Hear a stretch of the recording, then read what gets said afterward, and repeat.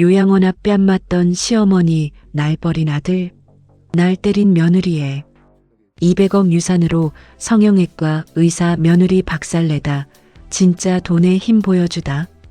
화려한 샹들리에와 꽃장식으로 가득 찬 웨딩홀에서 신랑 민수와 신부 서연은 환한 미소를 짓고 있다.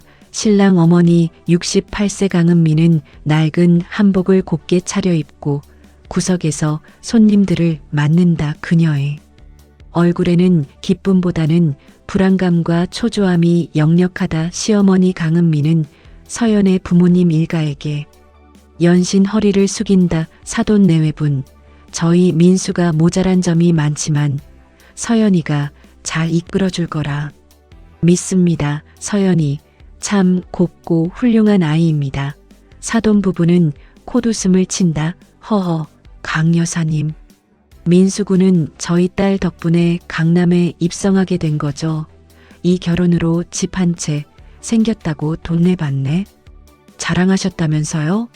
저희도 그 혜택을 좀 받아야죠. 이때 서연이 드레스를 입은 채 은미에게 다가와 귓속말을 한다.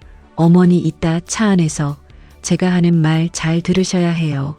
이제부터 이 집의 명의는 제게 넘어온 겁니다. 법적으로도 제 집이라는 뜻이죠.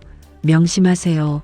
은미는 충격으로 얼굴이 하얗게 질리지만 수많은 하객들 앞에서 아무 말도 하지 못하고 고개를 떨군다. 결혼식이 끝나고 짐을 싣고 은미의 소유였던 신혼집 아파트로 향하는 고급 세단의 뒷좌석 서연과 은미, 민수가 함께 타고 있다. 서연은 드레스 대신 딱 달라붙는 캐주얼 복장으로 갈아입은 상태다. 서연의 표정은 180도 바뀌어 이미 주인의 얼굴이다.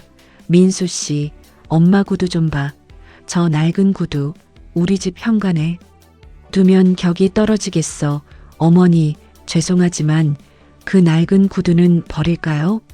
아, 그리고 어머니 방도 좀 좁아서요. 현관에서 가장 멀고 해가 안 드는 북향 작은 방으로 정했어요. 이해하시죠? 서연이가 엄마를 위해 준비한 방이야. 고맙다고 해. 엄마. 민수는 이미 아내의 편에 서 있다. 은미는 눈을 감은 채 억지로 고개를 끄덕인다. 아파트 현관 앞 서연의 부모님이 미리 와서 서연을 기다리고 있다. 은미는 이사짐 센터 직원들 사이에서 쭈뼛거린다. 어머니, 이제부터 우리 엄마 아빠께 인사 잘 드려야죠? 그리고 이 집에서 함께 살면 제 말 잘 들으셔야 편합니다. 공짜 밥은 없어요. 아셨죠? 은미는 대답 대신 입술만 깨문다. 서연은 갑자기 은미의 앞으로 성큼 다가선다자. 이게 바로 인사야. 서연의 손이 은미의 뺨을 철썩 소리나게 때린다. 은미는 균형을 잃고 비틀거린다. 얼굴에 선명한 붉은 손자국이 남는다. 앞으로 매일 이렇게 인사할 줄 아세요? 어머니께 규율을 가르치는 중입니다. 사돈 부부는 묵인하는 미소를 짓는다. 우리 딸 가정교육 확실하네 보기 좋다. 은미는 고통보다 수치심에 온몸이 떨린다. 이 뺨은 은미가 소유해서 소모품으로 전락하는 상징적인 순간이었다. 은미가 쓰던 방은 신혼집의 가장 작고 볕이 안 드는 북향 창고방으로 변해 있다. 어머니가 쓰시던 빨래판, 김치통, 이 누렇게 변한 이불 전부 버리세요. 저희 집 품격에 안 맞습니다. 아, 그리고 어머니가 아끼시던 그 낡은 사진첩도 같이 버려요. 지저분해요. 은미는 낡은 구두를 비롯해 남편과의 추억이 담긴 작은 물건들이 쓰레기 봉투에 무심하게 쑤셔 넣어지는 것을 무력하게 지켜본다. 결혼은 가족의 결합이 아니었습니다. 그것은 한 가정의 몰락이었고 저의 70년 인생을 지우는 청소였습니다. 저는 이제 이 집의 세입자도 어머니도 아닌 그저 무료 가사 도우미로 전락했습니다. 새벽 5시 정각 서연의 방에서 들려오는 날카로운 알람 소리에 은미는 강제로 잠에서 깬다. 서연이 정해놓은 기상시간이다. 제 심장이 알람 시계였습니다. 늦으면 늦는 대로, 빠르면 빠른 대로 폭언이 날아왔으니까요. 은미는 비틀거리며 부엌으로 향한다. 서연이 미리 적어놓은 오늘의 할 일 리스트 A4 용지에 빼곡하다. 곰팡이 핀 화장실 타일 줄눈, 청소, 베란다 배수구 머리카락 제거, 서연의 고급 속옷 손빨래 등 힘들고 굴욕적인 일들 위주다. 서연은 내린 커피를 마시며 은미의 청소 상태를 검사한다. 어머니, 어제 제가 말씀드렸죠? 싱크대 물때가 안 빠졌네요. 다시 하세요. 그리고 저번에 닦으신 창문에는 손자국이 남았어요. 버러지 같은 노인네가 감히 대충 하려 들면 안 되죠. 오늘부터 제가 어머니의 노동 시간을 측정할게요. 서연은 핸드폰 스톱워치를 켜고 은미를 감시한다. 은미는 무릎을 꿇고 다시 청소한다. 며느리 서연은 은미의 국민연금 통장을 가져오라고 요구한다. 어머니의 노인 몸값으로는 저희 집 숙식 비용도 안 돼요. 하지만 그 연금이라도 저한테 맡기셔야죠. 제가 철저하게 관리해 드릴게요. 어머니한테 돈이 있으면 혹시라도 쓸데없는 생각을 하실까봐 걱정돼서요. 은미가 거절하자 서연은 방에서 은미의 지갑을 뒤져 신분증과 통장을 강제로 빼앗아 간다. 이 과정에서 은미의 손목에 멍이 든다. 서연아, 제발 그거라도 있어야 내가 마음이 편해. 병원이라도 가려면 걱정 마세요. 아프면 요양원 보내드리면 돼요. 그때까지는 돈 쓸 생각 마세요. 추석 연휴 전날 밤 은미는 온종일 서연이 시킨 명절 음식을 만들고 지친 상태다. 서연과 민수가 고급 여행용 캐리어를 끌고 나온다. 어머니, 저희 친정 가족끼리 해외여행 갈게요. 어머니는 몸이 안 좋으시니 집 잘 지키고 계세요. 명절 음식은 냉장고에 넣어뒀으니 혹시 배고프시면 데워 드시고요. 엄마 잘 지내고 있어. 용돈은 다음에 줄게. 그들은 은미에게 집 잘 지키세요라는 쪽지만 남기고 떠난다. 집에 혼자 남겨진 은미는 불 꺼진 거실에 앉아 벽시계만 바라본다. 홀로 차가운 명절 음식을 데워 먹으며 돌아가신 남편의 사진을 몰래 꺼내본다. 7년째 맞는 명절이었습니다. 남의 집 개도 명절에는 쉰다는데 저는 명절이 더 바빴습니다. 저는 이 집의 주인이 아니었습니다. 저는 이 집을 지키는 개였습니다. 며느리 서연의 친정, 가족 모임 최고급 한정식 집에서 푸짐하고 화려한 식사가 진행된다. 서연 일가는 웃음꽃이 만발하다. 은미는 주방 쪽 구석, 심지어 서연의 친정 부모가 데려온 푸들의 이동장 옆에 작은 상을 받고 앉아 있다. 어머니, 요즘 소화 잘 안 되시잖아요.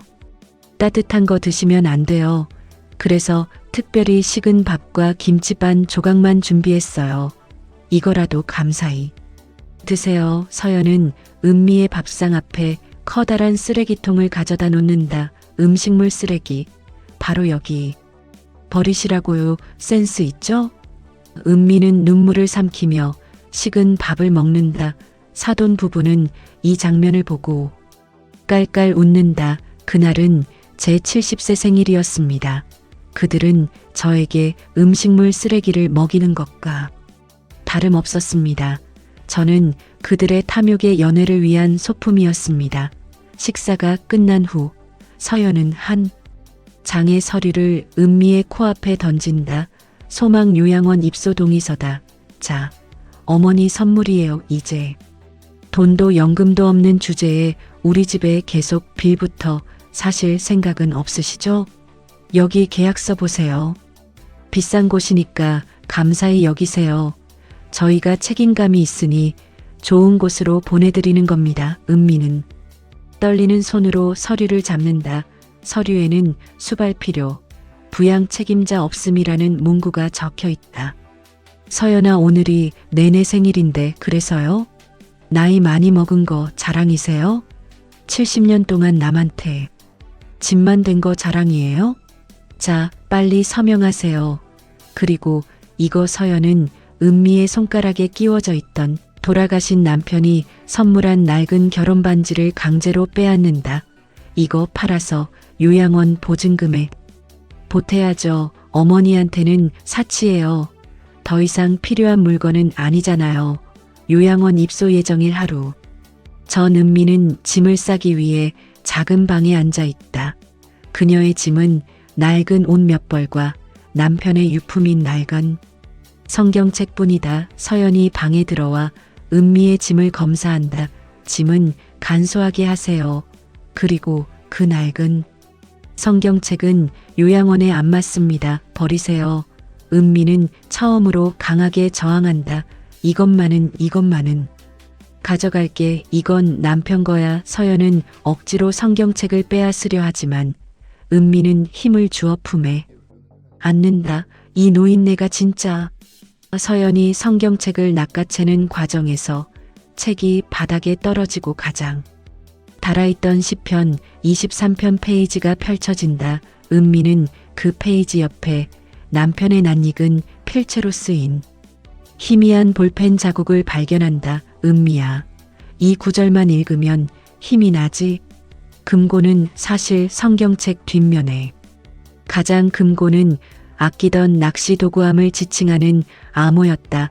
은미는 그 글자 아래에서 작고 낡은 금속 열쇠를 발견한다. 죽음의 문턱에서 저는 남편의 마지막 흔적을 발견했습니다.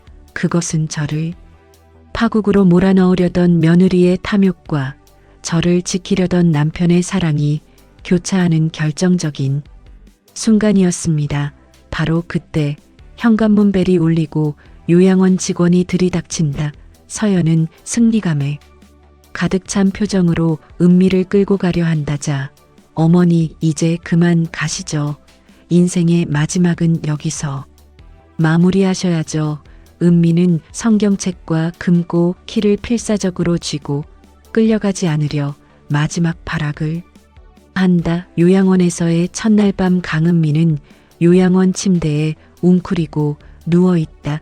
창밖은 철창이 쳐져 있고 감시의 눈초리가 느껴진다. 서연 일가가 자신을 버리고 떠났다는 처절한 외로움이 은미를 짓누른다. 은미는 성경책을 품에 안고 운다. 여보, 나 혼자 남았어. 이대로 죽게 될까봐 무서워. 그녀는 성경책의 시편 23편 페이지를 다시 펼치고 남편이 남긴 암호와 금고 키를 확인한다. 그 순간 저는 죽음이 아니라 살아야 할 이유를 찾았습니다. 이 키가 저에게 남편이 준 마지막 과제라는 생각이 들었습니다. 이대로 비참하게 끝낼 수 없었습니다. 은미는 조용히 요양원의 생활 패턴과 경비 상태를 파악하기 시작한다. 외부 전화가 가능한 공용 전화와 가장 취약한 외부 출입 시간을 계산한다. 며칠 후 은미는 복지사의 눈을 피해 공용 전화를 이용해 과거 남편의 사업과 관련이 있던 오래된 열쇠 수리공에게 연락한다. 낚시 도구함이라는 암호는 사실 남편이 15년 전 쓰던 폐쇄된 창고에 보관된 낡은 캐비닛을 지칭하는 것이었다. 은미는 요양원 측의 개인적인 용무를 핑계로 하루 외출을 허락받는다.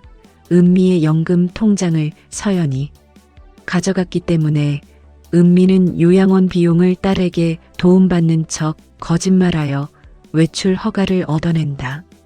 은미의 딸은 깜짝 놀란다. 엄마, 괜찮아? 민수가 엄마 연금 통장 가져갔다며. 나 너무 불안해. 괜찮아, 엄마 믿지? 오늘 엄마가 너에게 연락한 이유는 너를 보호하기 위해서야. 엄마가 시키는 대로만 해. 그리고 절대 서연이나 민수에게 연락하지 마. 은미는 어렵게 찾아낸 낡은 창고에 도착한다. 남편의 낚시 도구함이 쌓여있는 그곳에서 가장 아래 깔려있던 녹슨 금속 캐비닛을 발견한다. 금고를 여는 순간 금고 안에는 주식 증서, 벤처기업 투자 계약서, 그리고 고급스러운 서류철이 가득하다. 그리고 가장 위에 남편의 유서가 놓여 있다. 내 사랑 은미에게 미안하다. 나는 평생 당신을 돈 걱정 없이 살게 해주지 못했고 그 대신 당신은 며느리에게 평생 무시당했다. 이 돈은 내가 당신을 지키기 위해 그들의 탐욕으로부터 숨겨왔던 당신의 비상금이다. 200억. 놀랐지? 재래시장 개모임과 초기 IT 벤처 투자로 이렇게 불었다. 이 돈은 가족의 결합을 위한 돈이 아니라 오직 당신 강은미의 자유와 행복을 위한 돈이다. 이 돈으로 복수하라고 말하지 않겠다. 하지만 이 돈으로 당신을 비참하게 만든 모든 관계로부터 독립하라. 당신은 벌어지가 아니라 세상에서 가장 고귀한 사람이다. 당신은 행복할 자격이 있다. 당신의 남편 은미는 유서를 부여잡고 오열한다. 그것은 슬픔이 아니라 배신과 굴욕 속에서 발견한 진정한 사랑과 구원의 눈물이었다. 은미는 오열을 멈추고 눈물을 닦는다. 그녀의 눈빛은 차가운 결의로 변해 있다. 여보, 당신의 사랑은 알겠어요. 하지만 저를 이 지경으로 만든 그들의 죄값은 누가 치르게 하죠? 이 돈으로 저의 자유를 살 수 있다면 그들의 몰락을 사는 것도 마땅한 대가일 겁니다. 저는 강은미로 살기 위해 그들을 심판할 겁니다. 은미는 유서와 재산 관련 서류를 단단히 가방에 챙기고 요양원으로 돌아가는 대신 서울 시내의 가장 높은 건물을 올려다본다. 그녀는 이제 요양원의 노인이 아니라 200억의 자산가이자 복수의 설계자이다. 강은미는 전날 밤 남편의 유서에 적힌 노련한 법률 자문가의 이름을 통해 수소문하여 법무법인 태산의 김 변호사를 찾아온다. 은미는 여전히 낡은 한복에 손때 묻은 가방을 들고 있다. 로펌 접수원은 은미를 위아래로 훑어본다. 할머니, 저희는 상담료가 굉장히 비쌉니다. 그리고 혹시 복지 관련 상담은 다른 곳에 알아보시는 게 김 변호사님께 강은미라는 이름으로 온 중요한 상속건이라고 전해주세요. 저는 시간 낭비할 시간이 없습니다. 접수원은 떨떠름하게 은미를 김 변호사 방으로 안내한다. 김 변호사는 은미에게 냉담한 태도로 상담에 임한다. 할머님, 솔직히 말씀드리죠. 상속 관련 분쟁은 복잡하고 시간이 많이 걸립니다. 가진 재산이 미미하다면 비용 대비 효과가 없을 수 있어요. 서류를 주세요. 은미는 200억 상당의 신탁 증서와 남편의 유서, 그리고 며느리 일가의 학대 기록을 정리한 파일을 제출한다. 김 변호사는 서류를 검토하기 시작한다. 김 변호사는 서류를 보다가 눈빛이 갑자기 180도 돌변한다. 의자에서 벌떡 일어나며 회장님, 죄송합니다. 제가 눈이 어두웠습니다.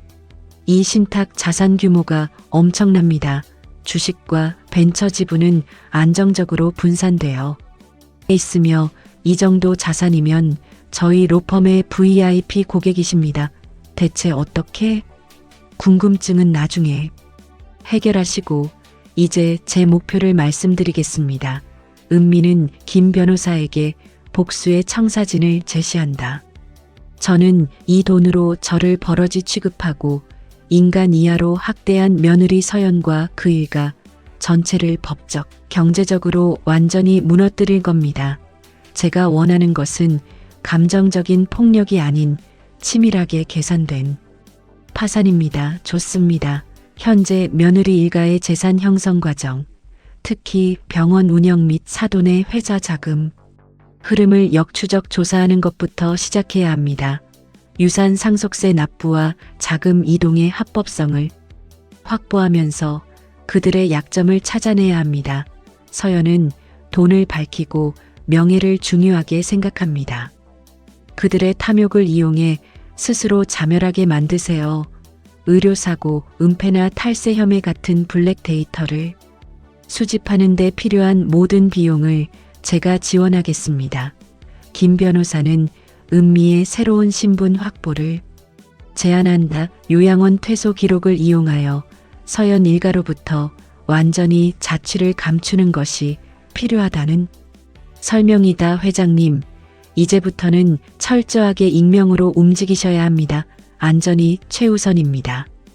새로운 주거지와 경호팀도 마련해 드릴까요? 필요 없습니다. 저는 이 돈으로 강남의 중심부에 제 보금자리를 마련할 겁니다. 서연이 가장 가치 있게 생각하는 그 공간에서 그들의 몰락을 지켜볼 겁니다. 은미는 조용히 의자에 등을 기대며 마지막 독백을 읊는다. 저는 오늘부터 강은미입니다. 누구의 어머니도 시어머니도 아닙니다. 누군가의 소유물이었던 70년의 시간을 버리고 이제 나의 이름으로 시작할 겁니다. 복수의 서막이 올랐습니다. 강은미는 강남의 고층 주상복합 아파트에 입주한다. 그녀의 새 아파트 거실은 단정하고 우아한 미니멀리즘 인테리어로 꾸며져 있으며 한강이 내려다 보이는 창가에는 작은 난초 화분만이 놓여 있다. 은미는 낡은 한복 대신 고급 캐시미어 가디건을 입고 차분하지만 권위 있는 모습으로 김 변호사와 재무설계사 최 실장을 만난다. 두 분 덕분에 200억 유산의 법적 정리가 완료되었습니다. 이제 공격을 시작해야죠. 네, 회장님, 저희가 수집한 며느리 서연 원장과 사돈 일가의 블랙 데이터입니다. 서연의 성형외과는 현금 결제 유도를 통한 조직적인 탈세 혐의가 짙고 사돈의 건설 회사는 주가 조작 의혹과 내부 자금 횡령 정황이 포착되었습니다. 취약점이 많습니다. 좋아요. 직접적인 폭로는 촌스럽습니다. 그들이 자신들의 욕심 때문에 무너지게 만들어야 합니다. 자금줄과 명성을 서서히 말리는 방식으로 가죠. 김 변호사가 복수 1단계를 설명한다. 서연의 병원은 고가 장비 때문에 은행 대출 규모가 큽니다.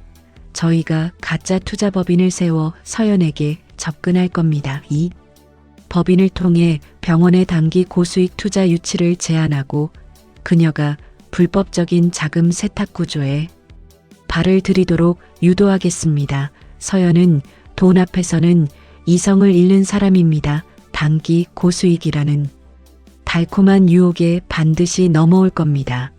그들의 탐욕이 우리의 가장 강력한 무기입니다. 은미는 서연이 평소 가장 자랑하고 싶어 했던 고급 외제차 리스료와 VVIP 고객 접대 비용에 대한 정보를 입수하여 서연의 자금 유동성이 매우 취약하다는 것을 역이용하도록 지시한다. 회의가 끝난 후 은미는 발코니에 홀로 선다. 그녀는 고성능 망원경으로 멀리 보이는 서연의 성형외과 건물을 응시한다. 서연아, 너는 내가 버러지 같다고 했지. 이제 그 버러지가 너의 가장 소중한 왕국을 무너뜨리는 유일한 존재가 될 거다. 나는 더 이상 피하지 않아. 나는 강은미라는 이름으로 너희를 심판할 거다. 은미는 조용히 고급 녹차를 마시며 평온한 미소를 짓는다. 은미 측의 유령 법인이 서연에게 접근하고 서연은 수백 %의 수익을 미끼로 한 위험한 투자 구조에 자금을 쏟아붓는다. 이는 은미 측이 제공한 탈세와 관련된 더티머니를 서연의 병원 계좌를 통해 세탁하려는 것처럼 꾸며진다. 서연은 흥분한다. 이 투자 진짜 대박이야. 우리 당분간 현금 결제받은 돈 전부 저쪽에 돌려. 세무조사 걱정할 필요 없어. 이 돈은 합법적인 투자금으로 보이니까.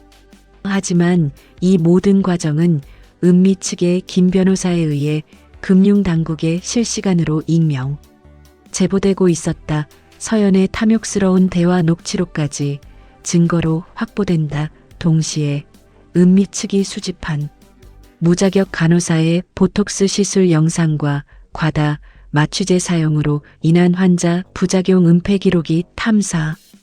보도 전문 기자에게 익명의 내부 관계자를 통해 전달된다. 속보 강남 유명 성형외과 하늘클리닉 서현 원장. 의료법 위반 및 탈세 혐의로 긴급수사 착수 무자격자의 불법 시술이 수년간 자행되어 온 정황 포착. 서현은 병원 원장실에서 뉴스를 보고 분노와 공포에 휩싸인다. 말도 안 돼. 누가 나한테 이럴 수 있어. 내가 믿었던 사람들 중에 배신자가 있었단 말이야. 서연은 병원 내부를 미친 듯이 뒤지며 증거를 인멸하려 하지만 이미 모든 데이터는 백업되어 은미의 손에 들어가 있다.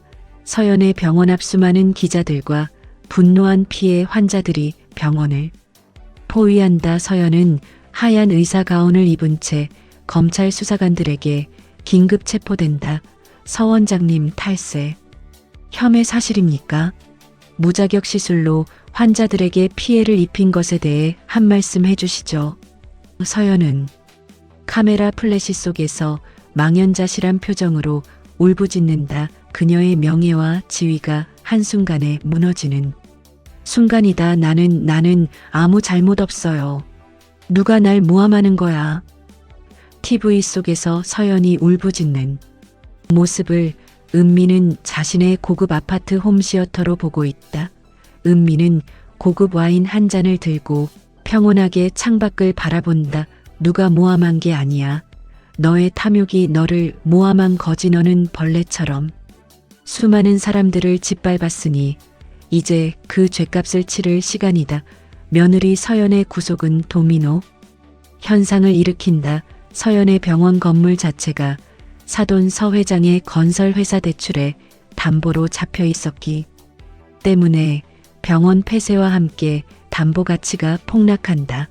서 회장은 회사 회의실에서 격노한다. 저 미친 서연이가 내 발목을 잡았어.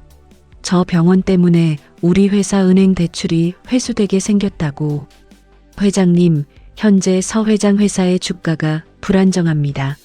이 기회를 이용해 저희가 준비한 주가 조작 및 횡령 증거를 흘리면 완벽한 파산을 유도할 수 있습니다. 구속된 서연을 찾아간 아들 민수는 아내를 걱정하는 것이 아니라 자신의 안위와 재산만 걱정한다. 서연아, 미안하지만 이혼 서류에 사인해야겠어. 당신 때문에 나까지 공범으로 몰릴 순 없어. 그리고 우리 아파트도 당신이 명의를 강제로 가져갔던 거 법적으로 원인 무효 소송 들어갈 거야. 민수야, 내가 어떻게 나한테 이럴 수 있어. 우린 부부잖아. 부부?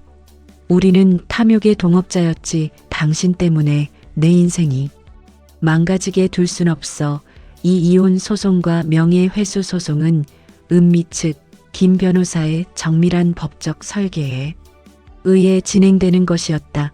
은미가 뺨맞고 학대당했던 모든 기록이 아파트 명예 이전에 대한 강압성 입증 자료로 법원에 제출된다. 은미 측의 제보를 받은 검찰은 서 회장의 건설회사에 대한 대규모 압수수색을 진행한다. 횡령액이 수백억 대에 달한다는 보도가 터진다. 뉴스 속보. 긴급 대륜그룹 서 회장 구속수감 주가 조작 및 횡령 혐의 입증 그룹 파산 절차 돌입. 은미는 새 아파트 주방에서 서연이 가장 싫어했던 수수하고 따뜻한 미역국을 끓인다. 냄비에서 올라오는 따뜻한 김과 TV에서 쏟아지는 차갑고 절망적인 뉴스가 극명하게 대비된다. 집 한 채가 너희 가족에게 탐욕의 독이 되었지. 이제야 모든 것이 제자리를 찾았구나. 파산은 너희가 나에게 주려 했던 요양원보다 훨씬 잔인한 형벌일 거다. 은미는 끓인 미역국을 한 모금 마시며 70년 만에 처음으로 깊은 안도감을 느낀다. 모든 재산을 잃고 월세방조차 구하기 힘든 처지가 된 서연의 어머니와 보석금 마련이 절실한 서연의 남동생이 은미의 고급 아파트를 찾아온다. 그들의 옷차림은 초췌하고 고급 아파트 경비원에게 구걸하듯이 애원하여 겨우 은미의 집 문 앞까지 왔다. 사도는 초인종을 누르지 못하고 현관 앞에서 숨을 고른다. 제발 제발 이 문이 열려야 해. 우리 딸은 우리 집안의 마지막 희망이야. 은미는 CCTV를 통해 그들의 모습을 확인하고 경비원에게 아무도 들이지 말라는 지시를 내리려다 멈춘다. 은미가 문을 열자 서연의 어머니는 기다렸다는 듯 무릎을 꿇고 현관 바닥에 머리를 박는다. 어머니, 제가 잘못했어요. 1000번 만번 잘못했습니다. 서연이의 죄는 저희가 대신 받겠습니다. 제발 살려주세요. 이 빚만 갚아주시면 평생 어머니 발 밑에 빚이 되겠습니다. 그녀는 눈물을 흘리며 은미의 발목을 잡으려 한다. 은미는 한 발짝 뒤로 물러선다. 빚? 당신들이 나에게 진 빚은 돈으로 갚을 수 있는 것이 아닙니다. 이때 모든 것을 잃고 이혼당한 아들 민수가 술에 취해 비틀거리며 현관에 나타난다. 민수는 은미에게 달려들어 바닥에 무릎 꿇고 매달린다. 엄마, 나예요. 아들 민수, 엄마의 유일한 혈육. 내가 잘못했어요. 엄마, 그동안 서연이한테 홀려서 미쳤었어요. 제발 한 번만 용서해 주세요. 저 돈 200억 중에서 절반만이라도 주세요. 그럼 제가 엄마 평생 모시고 살게요. 은미는 민수를 무감각하게 바라본다. 나를 버러지라고 부르고 요양원으로 쫓아낸 것이 서연에게 홀린 것 때문이라고? 너는 내 어머니보다 돈을 더 사랑했기 때문에 나를 버린 거다. 은미는 조용하지만 단호한 목소리로 최후의 선고를 내린다. 내가 너희에게 뺨을 맞았을 때, 내가 식은 밥을 먹었을 때, 내가 요양원으로 쫓겨났을 때 너희는 한 번이라도 미안했니? 너희는 내가 죽기를 바랐지 않니? 나는 너희가 나에게 주려 했던 것과 똑같은 것을 너희에게 돌려주는 것뿐이다. 나는 강은미다. 내 인생에 너희는 이제 남이다. 나가. 은미는 조용히 인터폰을 들어 경비실에 연락한다. 이들을 무단 침입으로 신고하겠습니다. 지금 당장 끌어내 주세요. 서연 어머니와 민수는 경비원들에게 끌려 나가며 절규한다. 문이 닫히고 은미는 현관문에 기대 깊은 한숨을 쉰다. 복수의 감정적 클라이맥스였다. 며느리 서연의 의료법 위반 및 탈세 혐의에 대한 최종 공판에서 은미 측의 김 변호사는 서연의 조직적인 불법 행위와 증거인멸 시도를 명확하게 입증한다. 피고인 서연은 자신의 탐욕을 채우기 위해 약자의 고통을 이용했으며 시어머니에게 행한 학대 및 재산 강탈은 피고인의 반사회적 인격을 명확히 보여줍니다. 이는 우발적인 범죄가 아닌 철저히 계획된 범죄입니다. 피고인 서연에게 실형 5년을 선고한다.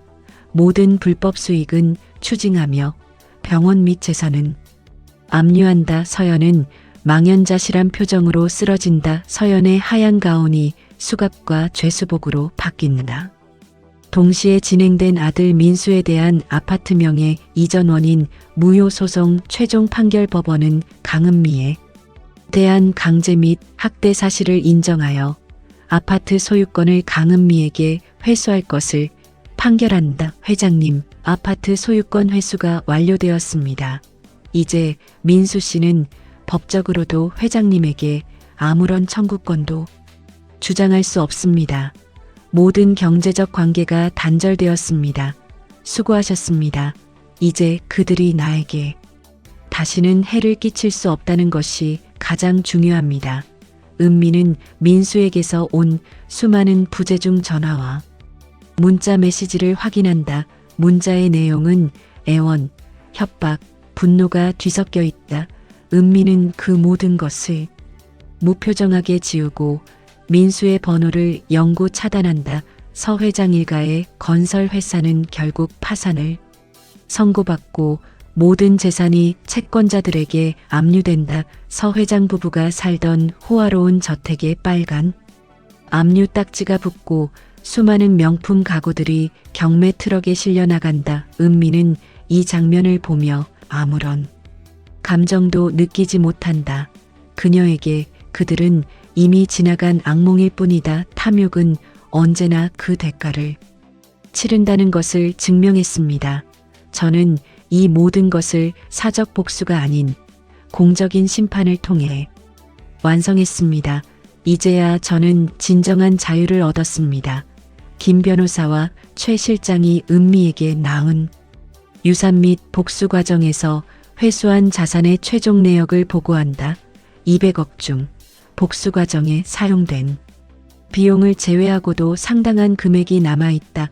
회장님, 이 금액을 어떻게 운용하실지 계속 공격적인 투자를 원하십니까? 은미는 단호하게 고개를 젓는다. 아닙니다. 저는 더 이상 돈을 불리는 것에 관심이 없습니다. 남편이 이 돈을 남긴 이유는 저를 구원하기 위해서였습니다. 이제 이 돈은 강은미의 자유와 사회적 책임을 위해 쓰여야 합니다. 은미는 유산의 대부분을 노인 인권 보호 및 법률 지원 재단 설립에 기부하기로 결정한다. 저처럼 가정 폭력과 재산 강탈에 시달리는 노년층이 너무 많습니다. 그들에게 법적 보호장치와 경제적 독립을 위한 자금이 필요합니다. 이 돈이 다른 버러지들이 다시 일어설 힘이 되었으면 좋겠습니다. 이 결정은 단순한 기부가 아니라 과거의 고통을 의미 있는 가치로 승화시키는 은미의 내적 해방을 상징한다. 은미는 자신이 뺨맞던 날 며느리 서연이 쓰레기통에 던져 넣었던 낡은 구두와 남편의 유서를 조용히 꺼낸다. 이 구두는 나의 굴종을 상징했고 이 유서는 나의 새로운 시작을 상징했지. 은미는 아파트 발코니에 작은 화로에 구두를 넣고 태운다. 은미는 불꽃을 바라보며 미소 짓는다. 여보, 이제 나 자유로워졌어요. 나는 더 이상 희생자가 아닙니다. 나는 강은미로 다시 태어났습니다. 은미는 김 변호사에게 로펌을 통한 재단의 운영을 위임하고 자신은 조용히 삶아 다음 단계로 나아가겠다고 선언한다. 저는 이제 누구의 시어머니도 재단의 회장님도 아닌 그저 강은미로 살 겁니다. 제 인생의 가장 중요한 숙제는 끝났습니다. 이제 나를 위한 시간을 살 겁니다.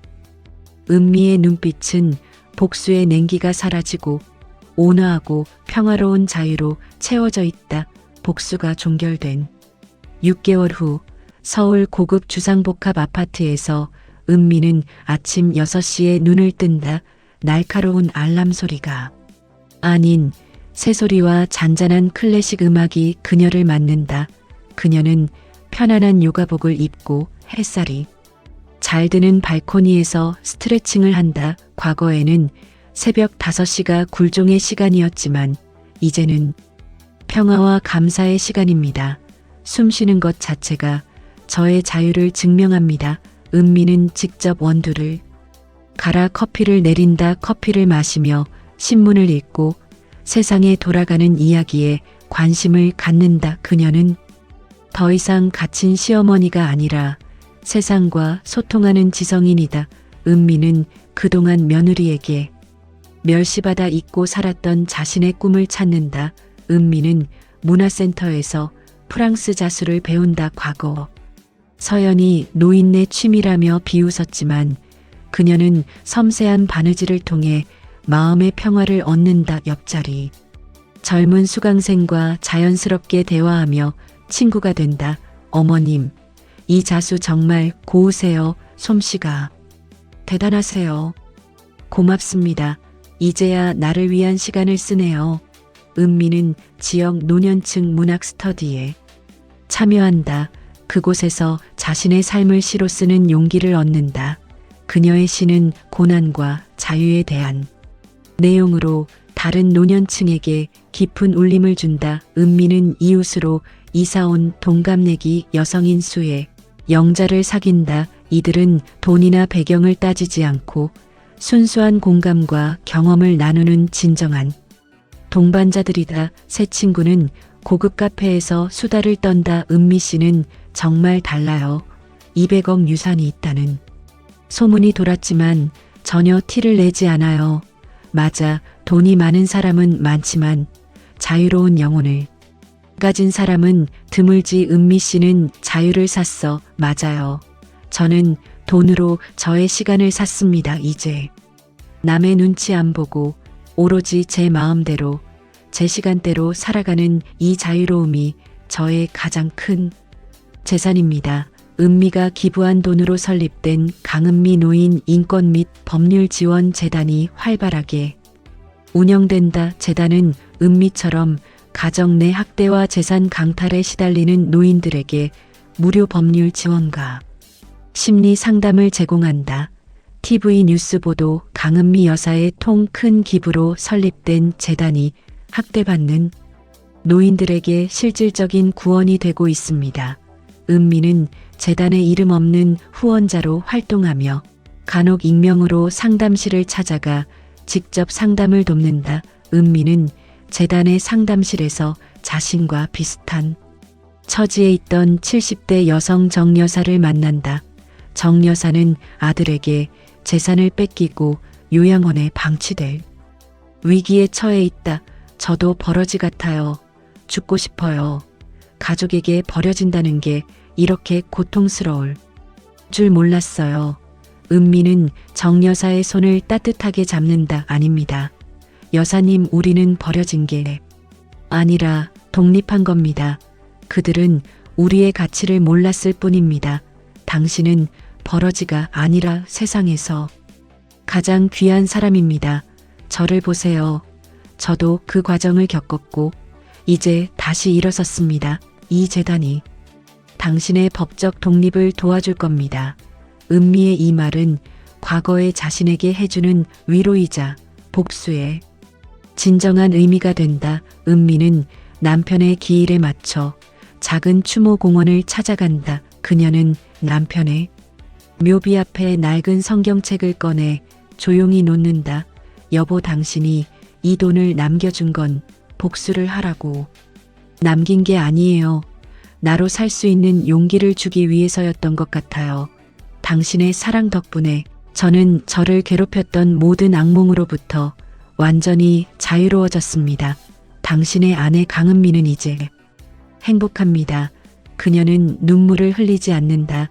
오직 감사와 평온함만이 그녀의 얼굴에 머문다. 은미가 봉사활동을 마치고 친구들과 차를 마시러 가는 길, 그녀는 익숙한 번화가 뒷골목에서 초라한 옷차림으로 폐지를 줍고 있는 서연의 어머니를 발견한다. 그녀는 과거의 호화로운 사모님이 아니라 고통스럽게 리어카를 끄는 노동자의 모습이다.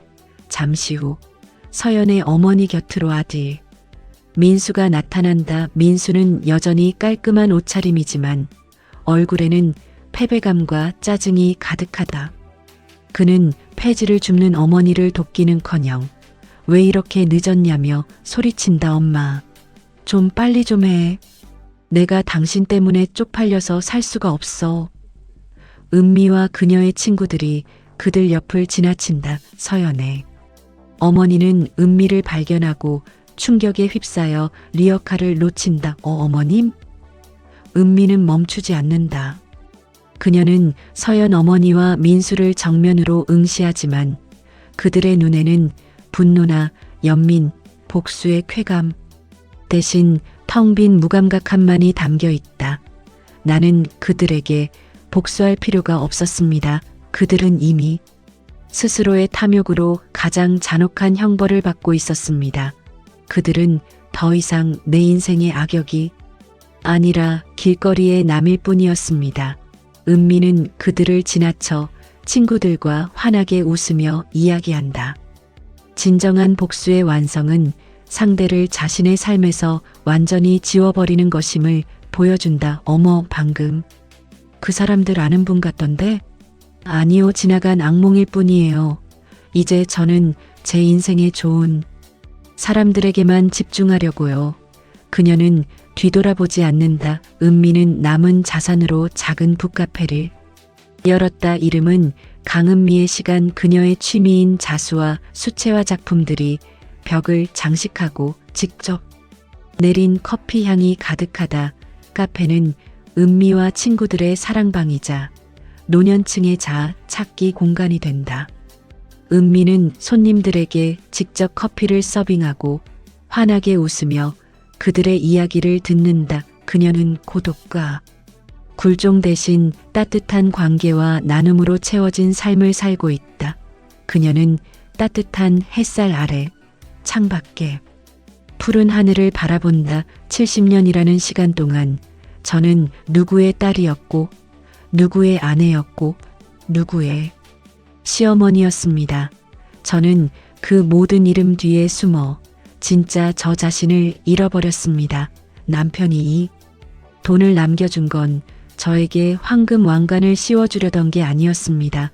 저를 둘러쌌던 굴종의 쇠사슬을 끊고 나로 살 수 있는 용기를 주기 위해서였던 것 같습니다.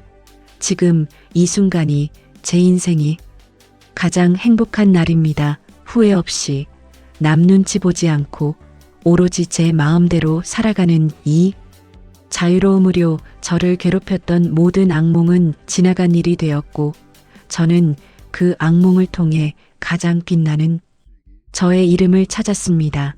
여러분도 꼭 당신의 이름으로 사는 그날이 오기를 바랍니다. 인생은 70부터 지금이 늦은 때는 결코 아닙니다. 당신의 인생은 오직 당신만의 것이니까요. 네, 여러분 버러지 같다던 시어머니 200억 유산으로 며느리 일가를 파산시키다의 대장정이 이렇게 막을 내립니다. 강은미의 이야기는 단순한 복수가 아니었습니다. 70년 만에 나를 찾아가는 한 여성의 고독하고도 찬란한 해방 기록이었죠. 마지막 순간 은미가 얻은 것은 돈이 아니라 자유와 자신의 이름이었습니다. 혹시 여러분의 삶에도 누군가의 잣대에 갇혀 진짜 나를 잃어버린 순간은 없으셨나요? 은미의 용기가 여러분의 삶에도 늦은 때는 없다는 희망의 메시지로 전해졌기를 진심으로 바랍니다. 여러분의 인생은 오직 당신만의 것이니까요. 오늘 강은미의 이야기에 깊은 공감과 통쾌함을 느끼셨다면 저희 채널을 구독해 주시고 좋아요를 눌러주세요. 여러분의 구독은 저희에게 새로운 이야기를 만들 용기가 됩니다. 그리고 아래 댓글로 여러분이 생각하는 진정한 자유는 무엇인지 나눠주시면 감사하겠습니다. 지금까지 저희 채널과 함께 해주셔서 진심으로 감사합니다. 다음 영상에서 또 다른 통쾌하고 감동적인 인생 이야기로 찾아뵙겠습니다. 오늘도 행복하세요. 감사합니다.